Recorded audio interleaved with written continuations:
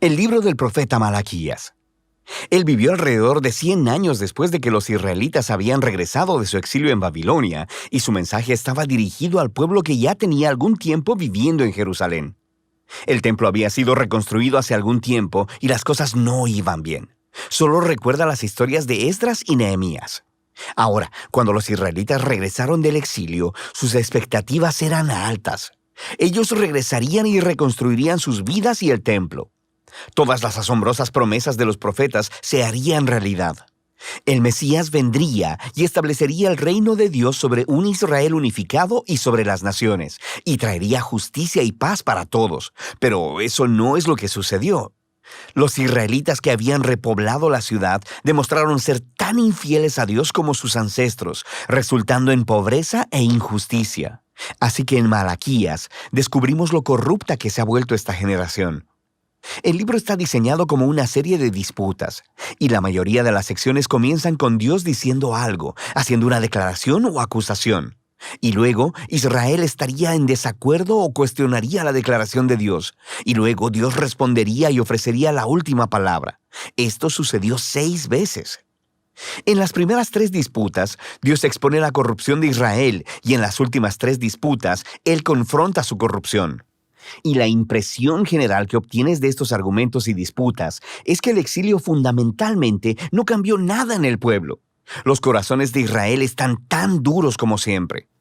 La primera disputa empieza cuando Dios dice que todavía ama al pueblo de su pacto a pesar de sus fracasos. E Israel objeta de manera grosera, diciendo, ¿de qué manera nos has mostrado algún tipo de amor? Así que Dios les recuerda de cómo en su gracia eligió a la familia de Jacob, su ancestro, para convertirse en la portadora de las promesas del pacto de Dios en lugar de a la familia de Esaú, su hermano, quienes eventualmente quedaron en la ruina. Recuerda las historias de Génesis y el libro de Abdías. Así que desde esta primera disputa, Israel se expone como suspicaz, dudando del amor y la fidelidad de Dios. La segunda disputa expone un problema con el segundo templo de Israel. Dios acusa al pueblo de despreciar y de profanar el templo, y el pueblo refuta. ¿Cómo te hemos despreciado?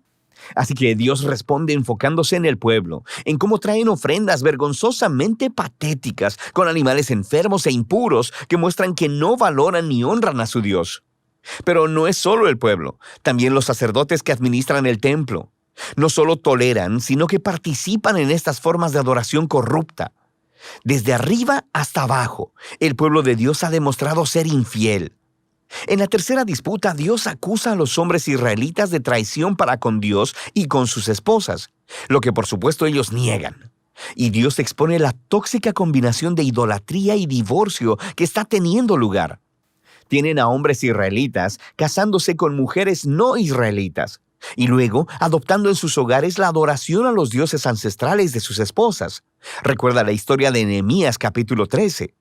Así que Malaquías conecta esto con una ola de hombres divorciándose de sus mujeres sin una buena razón. Y el pueblo no tiene problema con esto. Y Malaquías dice no. Es una traición a su pacto con Dios. Así que Malaquías pasa al segundo grupo de disputas que confrontan la rebelión de Israel. La cuarta disputa comienza con los israelitas acusando a Dios de negligencia, diciendo, ¿dónde está el Dios de justicia? Ellos ven injusticia y corrupción abundando, y Dios no parece hacer nada.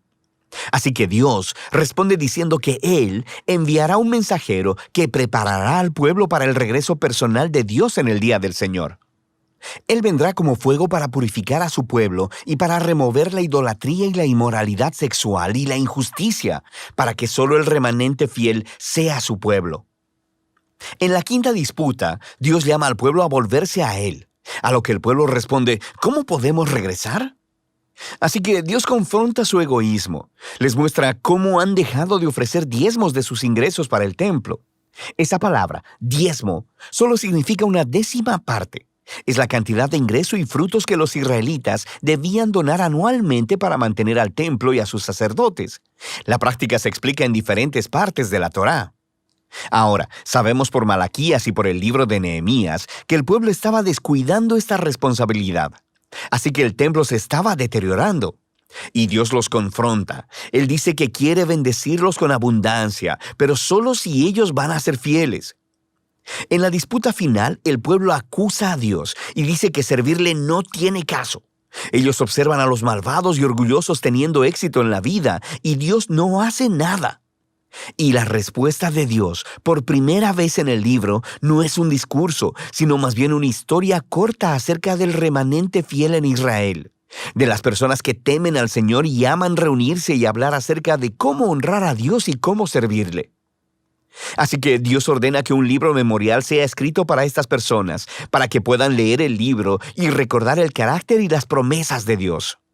Aquí Malaquías está reflexionando en el regalo divino de las Escrituras, cómo ellas nos apuntan al pasado para recordar lo que Dios ha hecho para inspirar fidelidad y esperanza para el futuro. Lo que nos lleva a la conclusión del libro. Esta retoma y desarrolla todavía más las imágenes de la cuarta disputa acerca del futuro día del Señor. Dios dice que ha determinado un día de juicio purificador que consumirá a los malvados de entre su pueblo. Pero lo que la conclusión añade es sobre el futuro del remanente fiel, porque para ellos el día del Señor no es una amenaza, sino una ocasión de gozo. Será como los rayos de sol de la mañana, que traen sanidad y vida y esperanza para el futuro. Y así terminan las disputas de Malaquías. Pero todavía queda un poco más en el libro. Los últimos 3 versículos no son parte de las disputas, y en realidad funcionan como un apéndice final. Le dan cierre no solo a Malaquías, sino a toda la colección de la Torá y los profetas. Primero, el lector es llamado a recordar la ley o la Torá de mi siervo Moisés. Esto recuerda la historia y las leyes del pacto que encuentras en los primeros libros de la Biblia.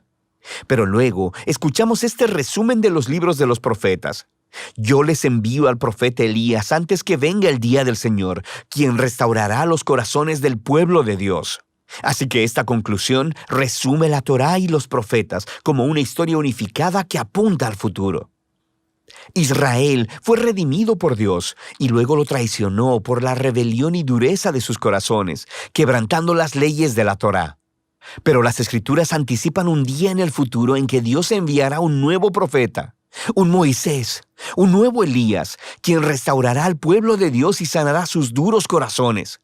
Recuerda todas las promesas de Deuteronomio y Jeremías y Ezequiel.